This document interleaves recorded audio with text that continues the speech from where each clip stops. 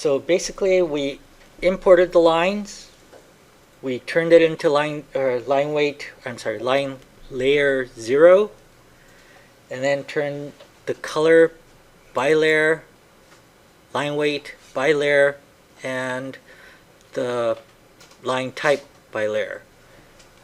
After that, we overkilled the thing so that we either combine or delete some of the line work that may have come in from Rhino that you really didn't need. So overkill is the last step. So from here, let's try to assign each line type or line weight or line type into AutoCAD. Okay, so all of these line work are going to be part of a wall, as it was when we had it in Rhino. When I had it in Rhino, whoops, I lost the building, but when we had it in Rhino, this was the wall stuff. So that's what we're going to use as the starting off point.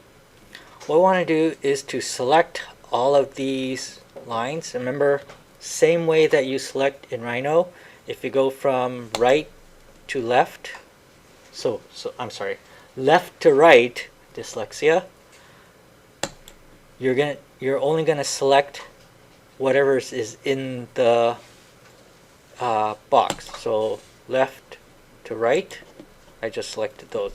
If you go from right to left, it's select by crossing, right? And so whatever that crossing touches, it's going to select. Once you do that, you can say join as a command, and it should have turned this into one set line. Okay. So that means that basically this line is not selected, and it's okay. Why? Because it's a threshold of the object. Okay, so you notice that on this model that we originally created, when we cut the floor plan, we cut through the walls. We cut through the jamb right here. From the top, you see this little line right here, which is basically this edge of the line.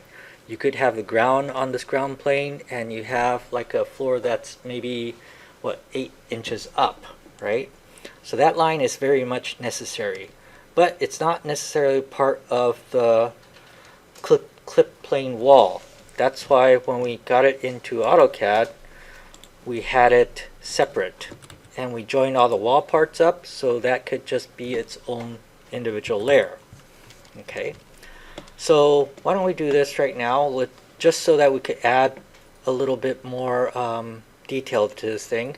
Let's draw a rectangle. When we draw a rectangle, let's draw from somewhere. Okay, what we're going to do is to go 2 inches in the x direction, so at 2, comma 30, because that is the width of a door. Okay, so that's a rectangle that's been drawn in AutoCAD. This is a piece of line work that's been drawn in Rhino. We're going to combine this stuff, so if I move, M for move, or you could use this, where's the move? I don't see the move. Move this guy from that corner to that corner. That is my doorway. Okay,